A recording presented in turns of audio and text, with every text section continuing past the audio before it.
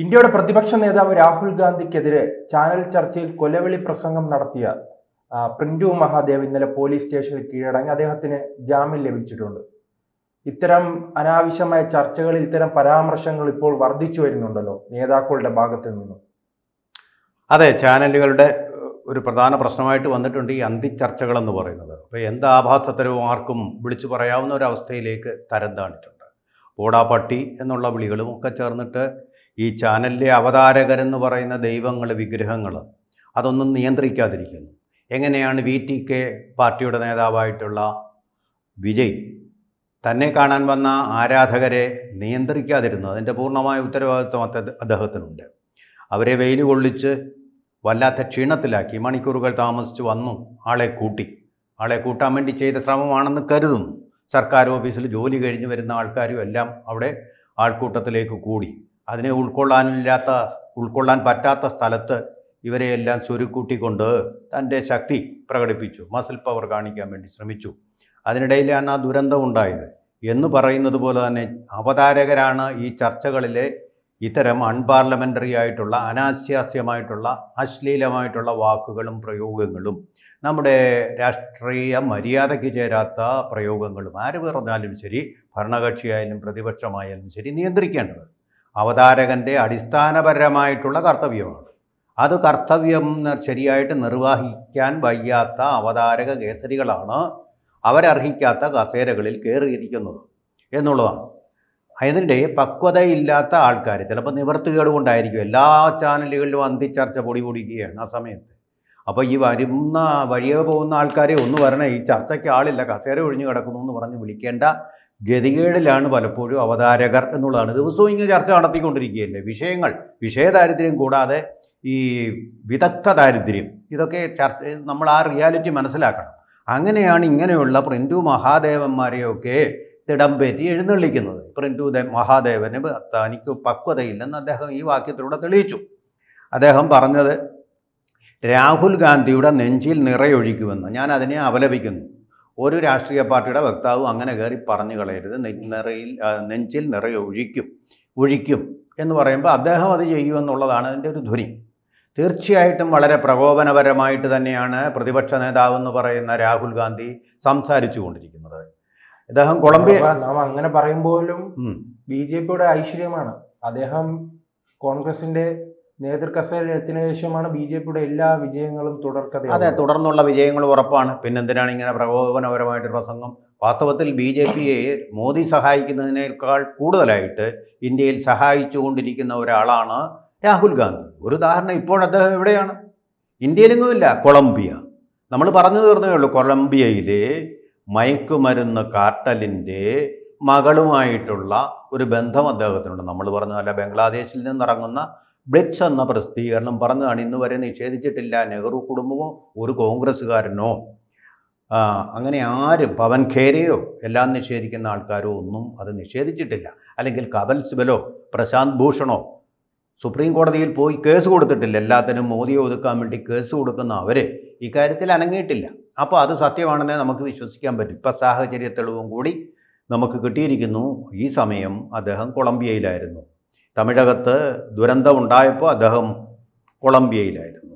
ഇത്രയധികം പേര് മരിച്ചിട്ട് അദ്ദേഹം അങ്ങോട്ടൊന്നും വരാൻ പോലും ശ്രമിച്ചില്ല. യാത്ര ക്യാൻസൽ ചെയ്ത് സുഖവാസത്തിലായിരുന്നു എന്ന് തോന്നുന്നു. വേണ്ട, അദ്ദേഹം വരണ്ട. അങ്ങനെയൊക്കെ പ്രവർത്തനങ്ങൾ സഹായിക്കുന്നത് BJPയാണ്. അദ്ദേഹം തന്നെയാണ് പ്രിന്റു മഹാദേവ് പറഞ്ഞത് രാഹുൽ ഗാന്ധി എന്ന വ്യക്തിയുടെ നെഞ്ചിലൂടെ നിറയൊഴിക്കും എന്നാണ് പറഞ്ഞത്. പക്ഷേ ഇന്ത്യയുടെ നെഞ്ചിലൂടെ നിറയൊഴിക്കാൻ വേണ്ടി ജനറേഷൻ നെക്സ്റ്റിനെ നേപ്പാളിൽ നിന്ന് ക്ഷണിക്കുകയാണ് രാഹുൽ ഗാന്ധി ചെയ്തത്. അത് നമ്മൾ മറന്നുകൂടാ.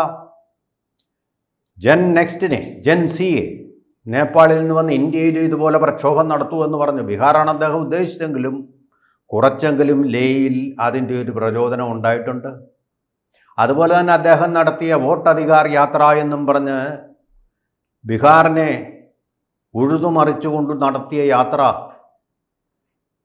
മോദിക്ക് നേരെ, BJPക്ക് നേരെ, ഇലക്ഷൻ കമ്മീഷന് നേരെ തെറി അഭിഷേകങ്ങൾ നിറച്ചുകൊണ്ടായിരുന്നു.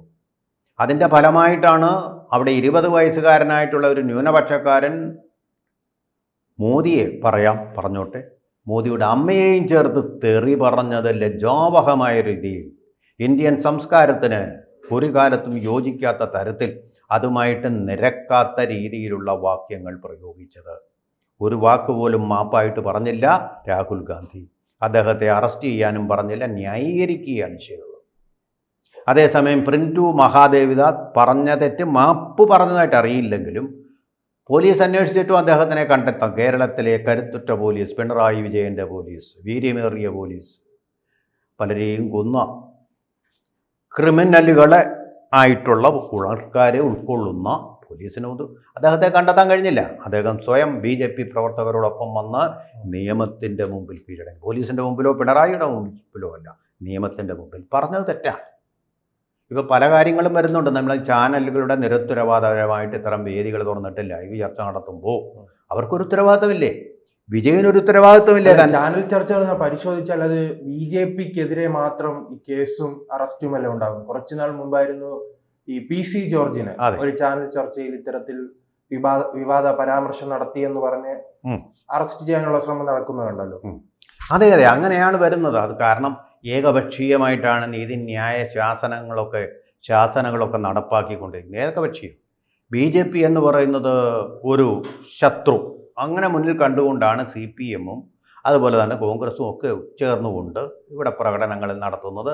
പോലീസിനെ വിട്ട് BJPക്കാരെ അടിച്ചൊതുക്കുന്നതുമെല്ലാം. ഒരൊറ്റ ഉദാഹരണം പറഞ്ഞാൽ മതിയല്ലോ. നോക്കൂ, ബീഹാറിൽ എന്തായിരുന്നു അദ്ദേഹം പറഞ്ഞുകൊണ്ടിരുന്നത്? വോട്ടർ പട്ടിക കള്ളമാണ്, വോട്ട് മോഷ്ടിച്ചു കൊടുക്കുന്നു, അങ്ങനെയാണ് മോദി ജയിച്ചത് എന്നൊക്കെ പറഞ്ഞു. ഇതുവരെ തോറ്റു, മോദി തോറ്റു, ഞങ്ങളാണ് ജയിച്ചതെന്ന് പറഞ്ഞുകൊണ്ടിരുന്ന രാഹുൽ ഗാന്ധി മോദി ജയിച്ചത് അങ്ങനെയാണ് എന്ന് പറഞ്ഞു. അദ്ദേഹം നേരെ ട്വിസ്റ്റ് ചെയ്തു. നേരെ അദ്ദേഹം പ്ലേറ്റ് മാറ്റി. എന്നിട്ടോ ഇന്നലെ കഴിഞ്ഞ ദിവസം SIR പ്രകാരമുള്ള പുതിയ പട്ടിക അവിടെ പ്രസിദ്ധം ചെയ്തു. അദ്ദേഹം വെല്ലുവിളിച്ച ആരെയാണോ ആ ഇലക്ഷൻ കമ്മീഷൻ. എന്തേ ഒരൊറ്റ ഈച്ച കുറുക്ക് പറഞ്ഞില്ല, ഒരൊറ്റയാൾ പരാതി പറഞ്ഞില്ല, ഒരൊറ്റയാൾ പ്രതിഷേധിച്ചില്ല. എന്തിനായിരുന്നു പിന്നെ ഈ ബഹളം? ബീഹാറിലുടനീളം ന്യൂനപക്ഷക്കാർ താമസിക്കുന്ന പ്രദേശങ്ങളിലൂടെ റാലി മനഃപൂർവ്വം നടത്തി അവരെ പ്രകോപിപ്പിക്കാനും ഇന്ത്യയിലൊരു കലാപം ഉണ്ടാക്കാനും ബീഹാറിനെ ഒരു കലാപ ഭൂമിയാക്കി മാറ്റാനും അതിൻ്റെ കെയർ ഓഫിൽ അവിടെ സുരക്ഷിതത്വമില്ല, ജീവനും സ്വത്തിനും സുരക്ഷിതത്വമില്ല എന്നൊരു മുദ്രാവാക്യം ഉയർത്തിക്കൊണ്ട് അവിടെ ജയിക്കാൻ സാധ്യതയുള്ള BJPയുടെ NDAയുടെ വിജയത്തെ അട്ടിമറിക്കാൻ നടത്തിയ ആസൂത്രിതമായിട്ടുള്ള ഒരു ശ്രമമായിരുന്നു അത്. ഒരു കലാപം. അരാജകത്വത്തിൻ്റെ രാജകുമാരനാണ് രാഹുൽ ഗാന്ധി. രാഹുൽ ഗാന്ധി എന്ന വ്യക്തിക്കെതിരെ മാത്രമേ പിന്റു മഹാദേവ് പറഞ്ഞുള്ളൂ. പക്ഷേ ഇന്ത്യക്ക് ഇതുപോലെ ഒരു ഭീഷണിയാണ്. ഇന്ത്യയുടെ നെഞ്ചിലൂടെ നിറയൊഴിക്കാൻ പാകത്തിലുള്ള സംഭവ പരമ്പരകൾക്ക് ആക്കം കൂട്ടാനുള്ള ഗൂഢാലോചനകളാണ് രാഹുൽ ഗാന്ധിയുടെ ടൂൾ കിറ്റിലുള്ളത്. അതാണല്ലോ അദ്ദേഹം കൊളംബിയ പോലുള്ള അധോലോക മാഫിയകളുടെ രാജ്യത്തേക്ക് സന്ദർശനം നടത്തിക്കൊണ്ടിരിക്കുന്നത്. അങ്ങനെ അധോലോക മാഫിയകളുടെ സഹായത്തോടു കൂടി ഇന്ത്യയിൽ അട്ടിമറിക്കാനും മടിക്കാത്ത ഒന്നെന്ന് പറയുമ്പോൾ ഒരു വ്യക്തി, രാഹുൽ ഗാന്ധി നമ്പർ ഒരൊറ്റ വ്യക്തിയേ ഉള്ളൂ, ഒരാൾ മാത്രമേ ഉള്ളൂ. പക്ഷേ ഇന്ത്യക്ക് നേരെ ഇങ്ങനെ അധോലോക തന്ത്രങ്ങളിലൂടെ മാഫിയകളുടെ സഹായത്തോടു കൂടി നടത്തുന്ന ഈ കലാപങ്ങളെന്ന് പറയുന്നത് ഇന്ത്യയിലെ 150 കോടി ജനങ്ങളുടെ നെഞ്ചിനു നേരെ ഒഴിക്കുന്നതറയാണ്. വിഭജന കാലത്ത് ഇവിടുത്തെ മത ഭൂരിപക്ഷമായതുകൊണ്ട് ഇവിടെ ഉണ്ടായിരുന്ന സ്വാതന്ത്ര്യത്തിൻ്റെ ബലിപീഠത്തിൽ എല്ലാം ത്യജിച്ച ആളുകൾക്ക് നേരെ, അവരുടെ നെഞ്ചിന് നേരെ ഒഴിച്ച നിറയായിരുന്നു വിഭജനം. എന്ന് പറയുന്നത് പോലെ ഇന്ത്യ എന്ന മഹാരാജ്യം അതിപ്പോഴും ഉൾക്കൊള്ളുന്ന സംസ്കാരത്തിന് നേരെ നടത്തുന്ന ഒരു നെഞ്ചിലെ നിറയൊഴിക്കലാണ് രാഹുൽ ഗാന്ധി ആസൂത്രണം ചെയ്തത്. അത്ര പ്രകോപനപരമായിട്ടും അസത്യജടിലമായിട്ടും ഉള്ള പ്രസ്താവനകളാണ് അദ്ദേഹം ഇന്ത്യയിൽ മാത്രമല്ല ഫിലാഡൽഫിയയിൽ, ബ്രൂക്ലിനിൽ, കേംബ്രിഡ്ജിൽ, ഓക്സ്ഫഡിൽ ലോകമാകമാനം നടത്തിക്കൊണ്ടിരിക്കുന്നത്. അങ്ങനെയാണ് പാകിസ്ഥാനിലെ പ്രിയതാരമായിട്ട് അദ്ദേഹം മാറ്റുന്നത്. ഇതൊക്കെ ഉള്ളതുകൊണ്ട് ഇങ്ങനെയുള്ള ഒരു മിലിയോയിൽ, അതായത് സാമൂഹിക സാഹചര്യത്തിൽ, ഒരു ഷെനേറിയോയിൽ ആരും പ്രകോപിതരായി പോകും. അങ്ങനെയാണ് വിഭജന കാലത്ത് ഇന്ത്യയിലെ സമാധാനപ്രിയരായിട്ടുള്ള ഹിന്ദുക്കളും പ്രകോപിതരായത്. അവരുടെ ചുറ്റും നോക്കുമ്പോൾ നിസ്സഹായരായ ഹിന്ദുക്കളെ കൊന്നൊടുക്കിക്കൊണ്ടിരിക്കുന്നു. മഹാത്മാഗാന്ധിയുടെ ആഹ്വാനം ശ്രമിച്ചുകൊണ്ട് നിങ്ങളെ ഒരു മുസ്ലിം ആക്രമിക്കാൻ വന്നാൽ നിങ്ങളൊന്നും ചെയ്യരുത്, കൈയും കെട്ടി നിൽക്കുക.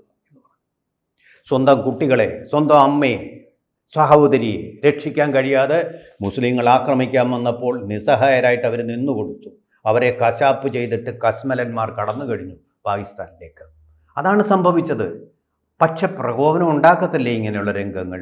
അതുപോലാണ് ഇന്ത്യയുടെ നെഞ്ചത്ത് കുതിര കയറുന്ന ഈ രാജകുമാരൻ ഇവിടുത്തെ ആളുകളുടെ മനസ്സിലുണ്ടാക്കിയ ആ ഒരു പ്രതിഷേധത്തിൻ്റെ പ്രതീകമാണ് പ്രിൻറ്റു മഹാദേവിൻ്റെ നാവിൽ നിന്ന് ഉതിർന്ന വാക്കുകൾ.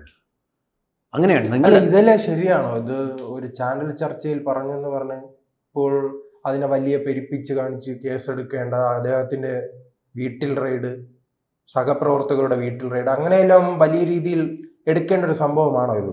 അല്ല, നിയമസഭയിൽ എല്ലാവരും കൂടെ ഏകകണ്ഠമായിട്ട് കേരളത്തിലെ SIR-നെതിരെ സർ എന്നാണല്ലോ മനോരമ പറയുന്നത്, സെറിനെതിരെ ഒരു പ്രമേയം പാസ്സാക്കിയ ആ വിജയലഹരിയിൽ ഇങ്ങനെ ആറാടുമ്പോഴാണല്ലോ കോൺഗ്രസും പ്രതിപക്ഷ നേതാവ് അതിനകത്തൊരു നാടകം നടത്തിയത്. രാഹുൽ ഗാന്ധിയുടെ പേരിൽ പ്രതിപക്ഷം നിയമസഭയിൽ നടത്തിയത് നാടകമാണെന്ന് പറഞ്ഞത് BJP-ക്കാരല്ല, മന്ത്രി MB രാജേഷ് തന്നെയാണ്. ഇന്ത്യ മുന്നണിയുടെ ഭാഗമായിട്ടുള്ള MP, അതുപോലെ രാഹുൽ ഗാന്ധിയുടെ ആരാധകനായിട്ടുള്ള MP രാജേഷ് തന്നെയാണ് പറഞ്ഞത്. രാഹുൽ ഗാന്ധിക്ക് പക്വത വന്നു എന്ന് പറഞ്ഞത് ഇന്ത്യ മുന്നണിയുടെ ഭാഗമായ CPIയുടെ ദേശീയ ജനറൽ സെക്രട്ടറി ആയിട്ട് പ്രായം കഴിഞ്ഞിട്ടും തിരഞ്ഞെടുക്കപ്പെട്ട D രാജയാണ്. പക്വത വന്നു എന്ന് അദ്ദേഹം കണ്ടുപിടിച്ചു. ഇങ്ങനെ ഒന്നും ആലിംഗനം ചെയ്ത് കഴിഞ്ഞപ്പോൾ പക്വത കാണുന്ന ഉള്ളി തൊട്ട് നോക്കിയപ്പോൾ പക്വതയുണ്ട് അദ്ദേഹത്തിന്. എനിക്ക് മനസ്സിലാവുന്നില്ല എന്ത് ഈ പക്വത. ഇവരൊക്കെ പ്രിൻറ്റു മഹാദേവിനെ പോലെ വിവരദോഷങ്ങൾ പറഞ്ഞുകൊണ്ടാണ് ഇന്ത്യയുടെ മണ്ണിലൂടെ രാഹുൽ ഗാന്ധി നടക്കുന്നത്. വിദേശത്ത് പോകുമ്പോഴും അത് അദ്ദേഹം നടന്നു. ഇതൊരു ചാനലിൽ മാത്രമേ നടന്നിട്ടുള്ളൂ. നാടുള്ള പൊതുയോഗങ്ങളിലെല്ലാം ഇന്ത്യ രാജ്യത്തിനെതിരെയുള്ള പ്രകോപനപരമായിട്ടുള്ള മുദ്രാവാക്യങ്ങളാണ് സാഗരഗർജനം പോലെ രാഹുൽ ഗാന്ധി മുഴക്കിക്കൊണ്ടിരിക്കുന്നത്. അതിനെതിരെ ആരാ പ്രതിഷേധിക്കുന്നത്? BJP അത് അവഗണിക്കുകയും കൈയടിക്കുകയും. കാരണം ഈ വാക്കുകളാണ് BJPയുടെ വിജയരഹസ്യം, വിജയമന്ത്രം. അതുകൊണ്ട് അതിനാണ് പ്രിൻറ്റു മഹാദേവി പറഞ്ഞതൊരു പാർട്ടി വിരുദ്ധതയാണ്. കാരണം ഇങ്ങനെ പറഞ്ഞു കഴിയുമ്പോൾ അതിൻ്റെ ഒരു ഗ്രാവിറ്റി കുറയുകയാണ്, ഗൗരവം കുറയുകയാണ്. കുറഞ്ഞു കഴിഞ്ഞാൽ BJPക്ക് വോട്ട് കുറയുകയാണ്. അതുകൊണ്ടൊരു പാർട്ടി വിരുദ്ധ പ്രവർത്തനമായതുകൊണ്ട് പാർട്ടി ഇദ്ദേഹത്തിനെ പുറത്താക്കണം. അപ്പോൾ പുറത്താക്കിയെന്നാണ്, സസ്പെൻഡ് ചെയ്തിരിക്കുന്നു എന്നാണ് ഞാൻ അറിയുന്നത്. ഇദ്ദേഹം പേരാമംഗലം പോലീസ് സ്റ്റേഷനിലാണ് കീഴടങ്ങിയിരിക്കുന്നത്. BJP-ക്കാരും ഒപ്പം ഉണ്ടായിരുന്നു. അതല്ല വേണ്ടത്, അദ്ദേഹത്തിനെ പാർട്ടിയിൽ നിന്ന് ഒഴിവാക്കണം. ഒഴിവാക്കിയാൽ BJPയുടെ വിജയം സുനിശ്ചിതമാവുകയുള്ളൂ കേരളത്തിൽ പോലും. അപ്പം ഇങ്ങനൊന്നും രാഹുൽ ഗാന്ധിക്ക് എതിർത്തോണ്ടാണ്. രാഹുൽ ഗാന്ധി ഈ വീടിൻ്റെ ഐശ്വര്യമെന്നാണ് വാസ്തവത്തിൽ BJP-ക്കാരൊക്കെ വീടിൻ്റെ വാതിൽപ്പടിയിൽ എഴുതി വെക്കേണ്ടത്. രാഹുൽ ഗാന്ധി ഈ വീടിൻ്റെ ഐശ്വര്യം. BJP ഇത്ര ഉയരത്തിലെത്തിക്കുന്നത് അദ്ദേഹമാണ്. അടുത്ത തെരഞ്ഞെടുപ്പിലെ കഴിഞ്ഞ പ്രാവശ്യം 400 കിട്ടിയില്ലെന്നും പറഞ്ഞായിരുന്നു കളിയാക്കൽ. BJP ഇദ്ദേഹത്തിൻ്റെ ഈ വാചാടോപങ്ങൾ കൊണ്ട്, ഈ വികട സരസ്വതി പ്രയോഗങ്ങൾ കൊണ്ട്, നവരാത്രിയുടെ സമയം കൂടിയാണല്ലോ, തീർച്ചയായിട്ടും അടുത്ത തവണ ഈ 400 അവർക്ക് അച്ചീവ് ചെയ്യാൻ കഴിയാത്ത ടാർഗറ്റായിട്ടുള്ള. അത് ശരിയാണ്. രാഹുൽ ഗാന്ധി തോറ്റതിനെ കുറിച്ച് പറയുന്നില്ല, BJPക്ക് 400 കിട്ടിയില്ല എന്നതാണ് അദ്ദേഹത്തിന്റെ പ്രശ്നം. മനസ്സിലായില്ല? അല്ല, അദ്ദേഹത്തിന്റെ പാർട്ടി തോറ്റല്ലോ, തുടർച്ചയായി 3-ാം തവണ അധികാരത്തിലെത്താൻ കഴിഞ്ഞിട്ടില്ല.